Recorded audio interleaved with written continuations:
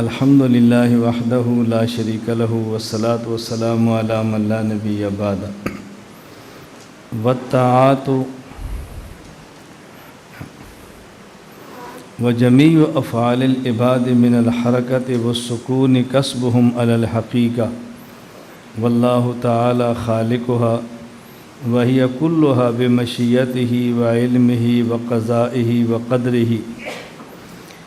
بندوں کے تمام افعال، حرکت، سکون وغیرہ یہ سب بندوں کے ہی افعال ہیں، یہ کسب بندوں کا ہے، بندے کرتے ہیں اور اللہ تعالیٰ ان کے خالق ہے۔ جتنے افعال بندے کرتے ہیں خالق اس کے اللہ تعالیٰ ہیں اور کاسب اس کے بندے ہوتے ہیں۔ یہ بات اس لیے سمجھائی ہے کہ زنا ایک فعل ہے، کرتا بندہ ہے لیکن پیدا اس کو اللہ تعالیٰ فرماتے ہیں۔ کسی ایسی چیز کو جو نامناسب ہو اس کو پیدا کرنا غلط نہیں ہوتا، پیدا کیا جاتا ہے امتحان کے لیے کہ بندہ اس کو اختیار کرتا ہے یا نہیں کرتا، اور اس نامناسب چیز کو اختیار کرنا غلط ہوتا ہے۔ جس طرح آپ کسی حکیم کے مطب پر جائیں اور یا کسی پنسار کے پاس جائیں، وہاں ایسی دوا بھی موجود ہوگی جو آپ کے دماغ کے لیے مقوی ہو، اور ایسا زہر بھی ہوگا کہ جس کو کھانے سے دماغ ختم ہو جائے۔ اب یہ دو چیزیں پیدا کرنا، بنانا جرم نہیں ہے، لیکن اچھی چیز کو چھوڑ کر غلط کا استعمال کرنا یہ جرم ہے۔ یہ قرآن کریم نے سمجھایا وَہَدَيْنَاهُ النَّجْدَيْنِ، دونوں راستے اللہ نے بنائے ہیں، دونوں قسم کے افعال بنائے ہیں، لیکن بندے کو کسی ایک فعل کا پابند نہیں فرمایا، بندے کو اختیار دیا ہے، اور اختیار امتحان کے لیے ہے، یہ کس کو اختیار کرتا ہے اور کس کو نہیں کرتا۔ جس طرح دو فرشتے آئے، وہ جادو سکھاتے اور ساتھ یہ بھی کہتے کہ ہم اللہ کی طرف سے امتحان ہیں، آپ اس کو نہ سیکھو، اس کے باوجود سیکھنا چاہتا وہ سکھا دیتے۔ تو یہ سمجھا رہے ہیں کہ جتنے بھی افعال ہیں انسان کے، یہ خلق اللہ کا ہے اور کسب بندے کا ہے۔ وَهِيَ كُلُّهَا بِمَشِيَّتِهِ وَعِلْمِهِ وَقَضَائِهِ وَقَدْرِهِ، اور یہ تمام افعال اللہ کی مشیت سے ہیں۔ میں پھر بار بار تذکرہ کرتا ہوں، مشیت کا معنی یہ نہیں ہے کہ یہ گندے افعال اللہ کے چاہنے سے ہیں، یعنی اللہ نے دونوں آپشن دیے ہیں، چاہو تو نکاح، چاہو تو زنا، لیکن دونوں کو اختیار دیا ہے، آپ یہ کر لو یا وہ کر لو۔ یہ معنی نہیں کہ اللہ چاہتے ہیں کہ بندہ کرے، اختیار دونوں دیے ہیں۔ وَتَقْدِيرِ وَعِلْمِهِ، اور یہ سارے افعال اللہ کے علم میں ہیں۔ وَقَضَائِهِ، اور یہ سب افعال اللہ کے فیصلوں سے ہیں کہ جب ایک بندہ کام کرنا چاہتا ہے اللہ اس کے لیے کرنے کا فیصلہ فرما دیتے ہیں، رکنا چاہتا ہے اللہ رکنے کے اسباب پیدا فرما دیتے ہیں۔ وَقَدْرِهِ، اور اسی طرح اللہ تعالیٰ کے یہ لکھے ہوئے کے مطابق ہے۔ لکھے ہوئے کے مطابق کا معنی اللہ کے علم میں تھا، میں اختیار دوں گا، یہ بندہ کام کرے گا تو اللہ تعالیٰ نے لکھ دیا ہے۔ وَالطَّاعَاتُ كُلُّهَا مَا كَانَتْ وَاجِبَةٌ بِأَمْرِ اللَّهِ تَعَالَى وَمَحَبَّتِهِ وَبِرَضَائِهِ وَعِلْمِهِ وَمَشِيَّتِهِ وَتَقْدِيرِهِ وَقَضَائِهِ، جتنے بھی نیک اعمال ہیں تمام کے تمام، جتنے نیک اعمال ہیں تمام کے تمام یہ ثابت ہیں اللہ تعالیٰ کے حکم سے، اللہ کی محبت سے، اللہ کی رضا سے، اللہ کے علم کے مطابق، مشیت کے مطابق، تقدیر کے مطابق، قضاء کے مطابق۔ والمعاصی كُلُّهَا، اور جتنے گناہ ہیں یہ اللہ کے علم کے مطابق ہیں۔ وقضاء، اللہ کے فیصلے کے مطابق ہیں۔ وتقدیرہ، اللہ کے لکھے ہوئے کے مطابق ہیں۔ ومشیتہ، اللہ کی چاہت کے مطابق ہیں۔ یعنی اللہ نے آپشن دیا ہے تم گناہ کرنا چاہو تو کر سکتے ہو، لا بمحبت ہی، لیکن اللہ اس گناہ سے پیار نہیں کرتے، برضا ہی، اس سے راضی نہیں ہوتے، ولا بامر ہی، گناہ کرنے کا حکم نہیں دیتے، والانبیاء علیہم السلام کلہم منزہون عن الصغائر والکبائر والکفر والقبائح، انبیاء علیہ السلام تمام کے تمام انبیاء یہ پاک ہیں چھوٹے گناہ سے، بڑے گناہ سے، کفر سے، اور جو ناپسندیدہ چیزیں ہیں ان تمام سے پاک ہیں۔ وقد کانت منہم زلات و خطایا، ہاں انبیاء علیہ السلام سے زلات اور خطایا سرزد ہوئے ہیں۔ زلات کا معنی کیا ہوتا ہے؟ زلات کا معنی ہوتا ہے کہ ایک کام آدمی نہ کرنا چاہے لیکن ہو جائے، یہ ہے زلت۔ اور خطایا، خطا مختلف مواقع پر مختلف معنی میں آتا ہے۔ کبھی خطا کا معنی ہوتا ہے کہ یہ خطا ہے یعنی یہ باطل ہے اور حق نہیں ہے، اور کبھی خطا کا معنی ہوتا ہے اس پر ایک اجر ہے دو اجر نہیں ہے، چھوٹے اجر والا کام ہے۔ انبیاء علیہ السلام سے خطائیں سرزد ہوتی ہیں، یعنی خطا کا معنی ایسا اجتہاد ان سے ہوگا کہ جس پر ایک اجر ہو، ایسا اجتہاد نہیں ہوگا جیسے دو اجر ہو۔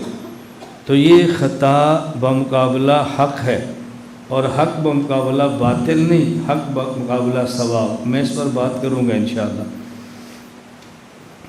یہ بات اب سمجھ لیں کہ انبیاء علیہ السلام کے بارے میں ہمارا عقیدہ ہے نبی معصوم ہے، صحابہ کرام کے بارے میں عقیدہ ہے کہ صحابی محفوظ ہے، اور مجتہدین کے بارے میں عقیدہ ہے کہ مجتہد ماجور ہے۔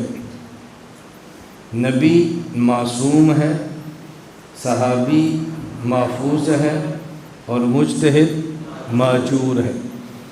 معصوم کا معنی اللہ تعالی نبی سے گناہ ہونے دیتے نہیں، محفوظ کا معنی صحابی سے گناہ ہو جاتا ہے اللہ نامہ اعمال میں باقی رہنے دیتے نہیں۔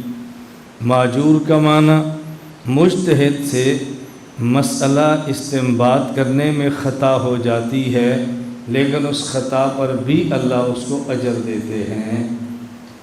نبی معصوم ہے، صحابی محفوظ ہے، اور مجتہد ماجور ہے۔ یہ تین لفظ نشین فرما لیں۔ ہمارا عقیدہ ہے کہ نبی معصوم ہے، اللہ تعالیٰ نبی کو گناہوں سے پاک رکھتے ہیں، نبی کے قریب گناہ نہیں آنے دیتے، نبی کو گناہ سے اللہ تعالیٰ بچاتے ہیں۔ ہم یہ نہیں کہتے معصوم کا معنی یہ ہے کہ نبی گناہ سے بچتا ہے، ہم کہتے ہیں معصوم کا معنی یہ ہے اللہ نبی کو گناہوں سے بچاتا ہے، کیونکہ نبوت کسبی چیز نہیں، وہبی چیز ہے۔ نبوت الیکشن سے نہیں، سلیکشن سے ملتی ہے۔ اگر نبوت الیکشن سے ملتی تو پھر معاملہ الگ تھا، سلیکشن سے ملی تو معاملہ الگ ہے۔ اگر نبی لوگوں کے بنانے سے نبی بنتا اور پھر نبی سے گناہ ہو جاتا تو اعتراض اللہ کی ذات پہ نہ ہوتا، چونکہ نبی اللہ کے بنانے سے بنتا ہے، اس لیے نبی پر اگر اعتراض ہو، حقیقی اعتراض، تو یہ اعتراض اللہ کی ذات پہ ہوتا ہے۔ مثال اچھی طرح سمجھ لیں کہ اگر کوئی شخص الیکشن لڑ کے ایم پی اے یا ایم این اے بنے اور بعد میں کرپشن کرے، ہم اس کے خلاف احتجاج کریں تو حکومت کہے گی ووٹ تم نے دیے ہیں، ہم نے ایم پی اے نہیں بنایا، کیوں دیے تھے تم نے ووٹ؟ اعتراض ہوگا۔ لیکن اگر الیکشن لڑ کے اسمبلی میں کوئی نہ جائے، حکومت اسمبلی کے باہر سے بندہ لے اور اس کو وزارت کا قلم دان دے دے اور وہ کرپشن کرے، اب حکومت سے ہم کہیں گے ہم نے ووٹ بنا دے کے اسمبلی میں نہیں بھیجا، تم نے براہ راست اس کو وزیر بنایا ہے۔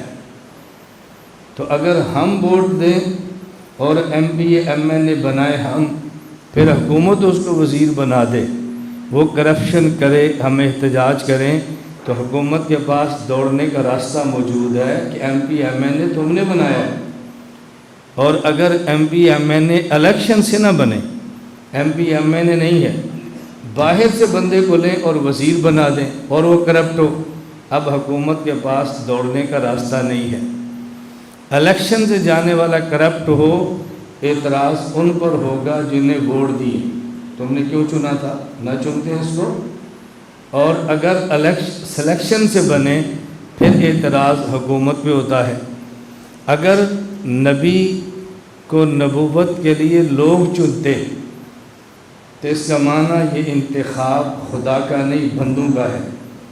اب اگر نبی سے گناہ ہو جاتا تو اعتراض اللہ پہ نہ ہوتا، لیکن چونکہ نبوت انتخاب خداوندی ہے، اب اگر نبی پر اعتراض ہو تو اعتراض نبی پر نہیں ہوگا، اعتراض خدا پر ہوگا کہ آپ کا انتخاب کیسا ہے۔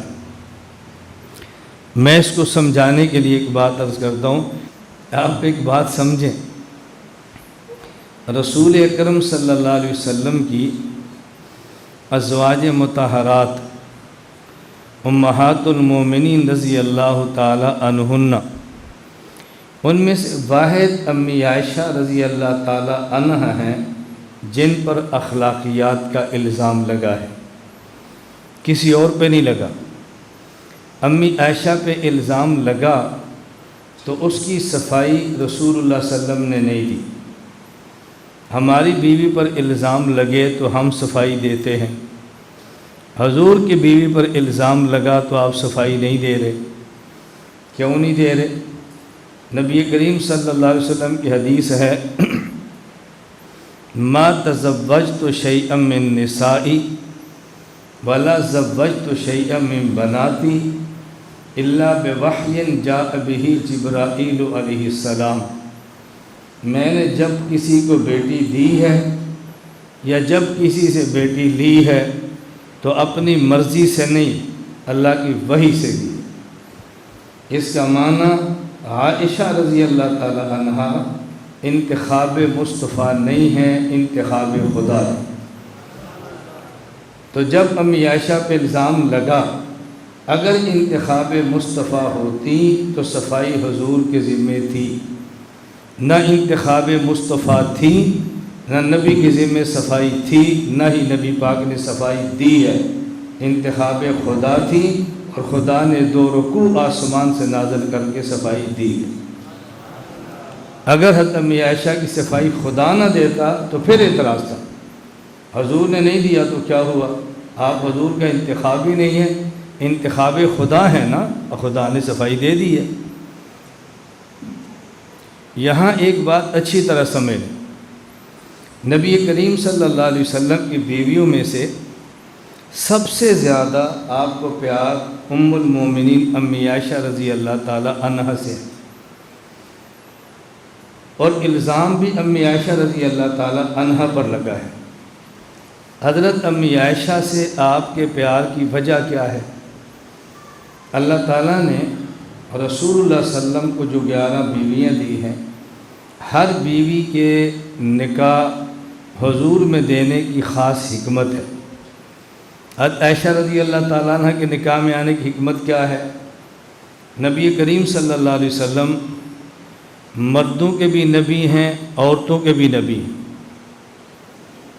اب اللہ کے نبی کو ایک ایسی عورت چاہیے، ایسی خاتون چاہیے کہ جو اللہ کے نبی سے سیکھے اور حضور کے جانے کے بعد نبی کا دین خواتین کو سکھائے، اور عورت ایسی ہو اس کے اور پیغمبر کے درمیان حجاب نہ ہو، تاکہ سارے مسائل حیا والے بھی کھل کے سکھا سکیں، ایسی عورت چاہیے۔ اس کے لیے ضروری تھا عورت ایسی ہو، عمر تھوڑی ہو، ذہن زیادہ ہو، عمر تھوڑی ہو، حافظہ مضبوط ہو، عمر تھوڑی ہو، فہم اور افہام کی طاقت زیادہ ہو، اس کے لیے انتخاب ہے امی عائشہ رضی اللہ تعالی عنہا کا۔ آپ جب بھی اپنا بیٹا یا بیٹی پڑھنے کے لیے دیں تو اس کی عام طور پہ عمر یہ 7-8 سال ہوتی ہے۔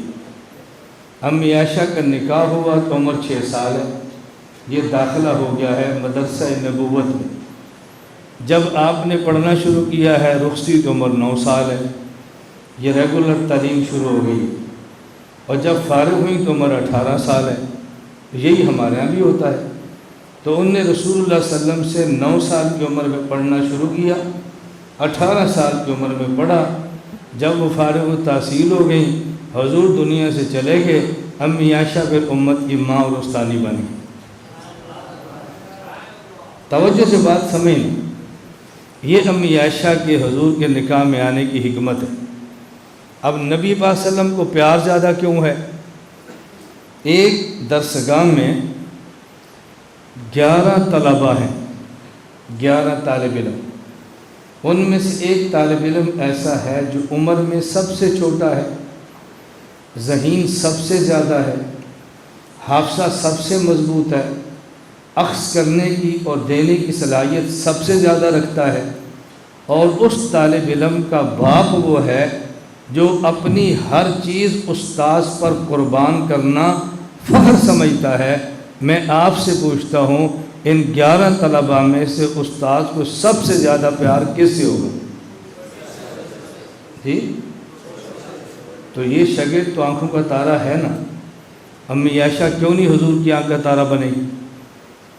جو لوگ امی عائشہ کی محبوبیت کی وجہ پہ اعتراضات کرتے ہیں وہ جنس، سیکس، شہوت اور غلاظت کے مردار مریض ہیں۔ ان کے دماغ میں گند ہے، اس گند کی وجہ سے اعتراض نبوت پہ کرتے ہیں۔ حضور اکرم صلی اللہ علیہ وسلم کی پسندیدگی کے اسباب بھی کچھ اور ہے۔ میری گزارش سمجھ آ رہی؟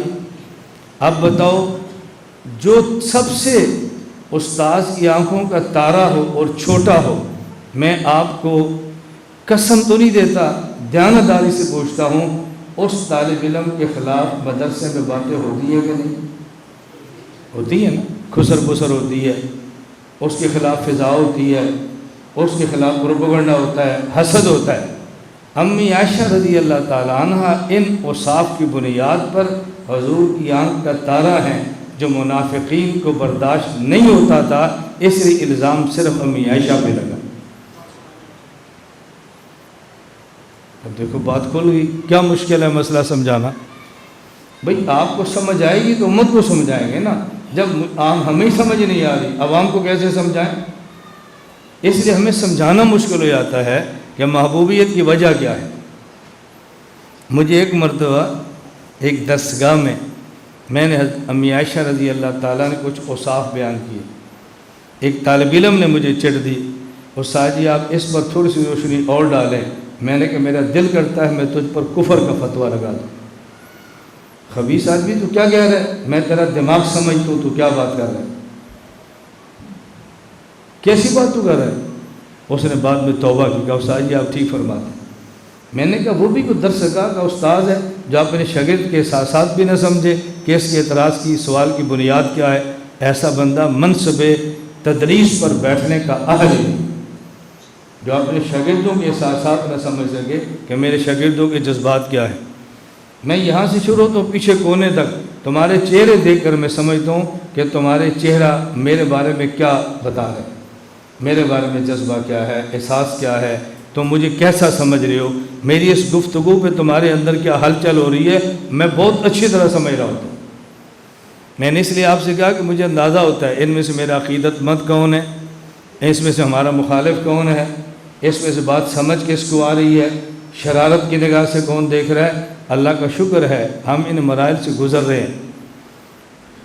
مجھے دیکھا کوئی، ادھر نہ دیکھو ورنہ میں کھڑا کر دوں گا پھر، سمجھ آئی؟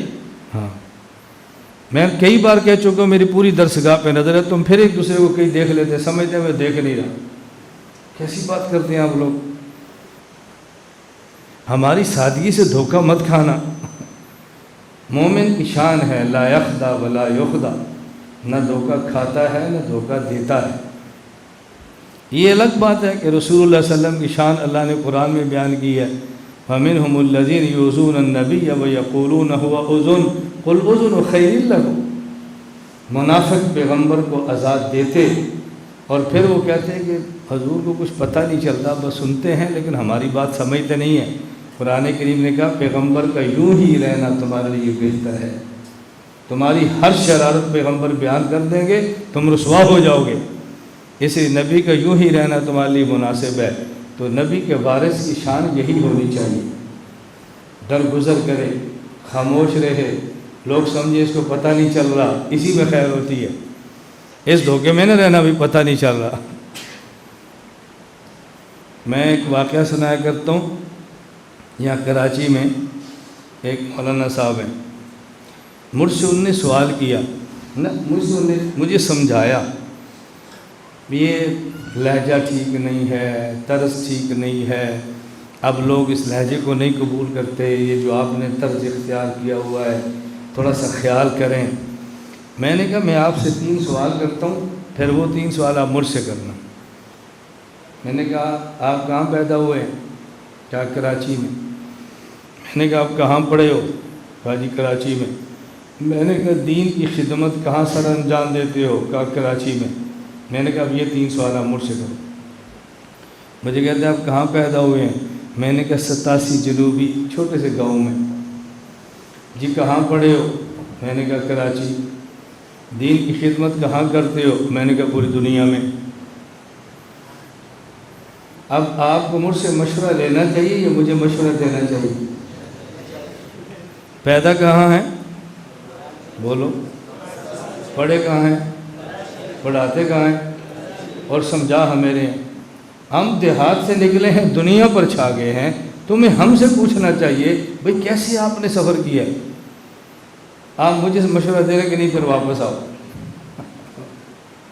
میں نے کہا لہجہ میرا اچھا نہیں ہے، لوگ آپ سے زیادہ مجھے سنتے ہیں، پھر آپ کو زیادہ سنیں، لہجہ آپ کا جو اچھا ہے آپ کو سنیں۔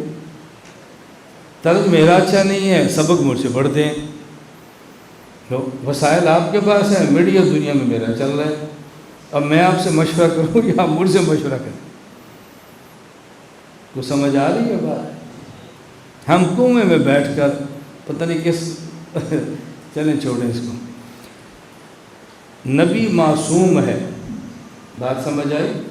نبی، مجھے ابھی ایک ساتھی نے، میں نے کہا تھا دیکھو تازہ کلپ بھیجا ہے، مجھے تو خوشی ہوتی ہے، پتہ نہیں آپ کو ہوئی گئی نا، مجھے تو بہت خوشی، کلپ سن کے مزہ آ گیا۔ ابھی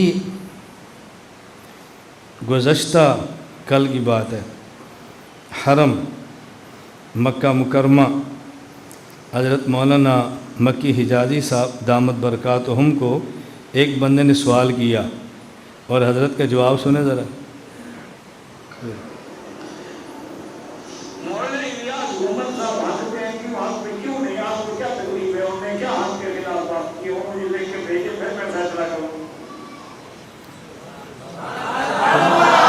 یہ تازہ کلپ ہے، تازہ۔ میں نے کہا اب اس کو دفن کرو۔ مکہ میں بیٹھے ہیں، کعبہ کے سامنے بیٹھے ہیں، درس دے رہے ہیں کہ نہیں صرف مولا الیاس گمن حق پر ہیں۔ کیا کیوں حق پر نہیں ہے؟ تمہیں کیا تکلیف ہے اس سے؟ اب اس کو عام کرو نا، اس کو عام نہیں کریں گے نا، اس کو دفن کریں گے، اور میرے خلاف کسی کی زبان سے درسگاہ میں بھی جملہ نکل جائے گا پوری دنیا میں عام کریں گے۔ اللہ کے نبی نے فرمایا اللہم انی اعوذ بک من خلیل ماکر اذا رأى حسنۃ دفنها واذا رأى سیئۃ ازاها۔ اللہ مجھے ایسے مکار قسم کے دوست سے بچا لے جو میری خوبی کو دفن کر دے اور کو میرے اندر نامناسب چیز دیکھے تو اس کو شائع کرے۔ حضور نے پناہ مانگی ایسے مکار قسم کے دوستوں سے۔ یہ حرم میں سوال ہو رہا ہے، یہ بتاؤ۔ ابھی کل کا کلپ ہے، مجھے تو رات ابھی ساتھیوں نے بھیجا، اب دنیا میں چل رہا ہے کلپ بھی۔ میں صرف یہ کارگزاری کے طور پہ اب آپ کو سمجھ آئی کہ مشائخ میرے ساتھ ہیں کہ نہیں؟ سمجھ آئی؟ نہ سمجھ آئے یہاں سے 3 طالب علم جائیں، کرایہ میں دیتا ہوں، بنوری ٹاؤن جائے، ڈاکٹر صاحب سے پوچھے مولانا صاحب کیسے ہیں، آسن لوم جائے، مفتی ضروری صاحب سے پوچھے، میں بھی جواب، آپ 3 بندوں کو آفر لے کر جاؤ، دارالعلوم کراچی جائے، شیخ الاسلام صاحب سے پوچھے، آپ کو سمجھ آئے گا کافر پیار کیسے کرتے۔ میں اپنے کام سے کام رکھتا ہوں، کام سے کام 24 گھنٹے کام میں لگا رہتا ہوں، صرف تصویریں نہیں بناتا، کبھی اس کے ساتھ، کبھی اس کے ساتھ، کبھی اس کے ساتھ۔ بعض لوگ ہوتے ہیں ایسے پیچھے کھڑے ہیں تصویر، دعا میں کھڑے ہیں تصویر، پانی دے رہے ہیں تصویر، وہ کہتے ہیں اکابر ہمارے ساتھ ہیں۔ میں نے کہا یوں کہا کرو کہ ہم اکابر کے ساتھ ہیں۔ ٹھیک ہے، اچھی بات ہے، اکابر کے ساتھ ہونا چاہیے، جتنا تعلق ہے اتنا بتایا کرو۔ نبی معصوم ہے، سمجھ آ رہی ہے بات؟ بولو، نبی میں سمجھا رہا تھا، عصمت پہ میں دلائل نہیں دے رہا، میں عصمت کا مسئلہ کھول رہا ہوں۔ نبی معصوم کیوں ہوتا ہے؟ عصمت انبیاء کا آپ نے دلائل پڑھ لی ہے، میں دلائل نہیں دے رہا، میں تو مسئلہ تھوڑا سا کھول رہا ہوں۔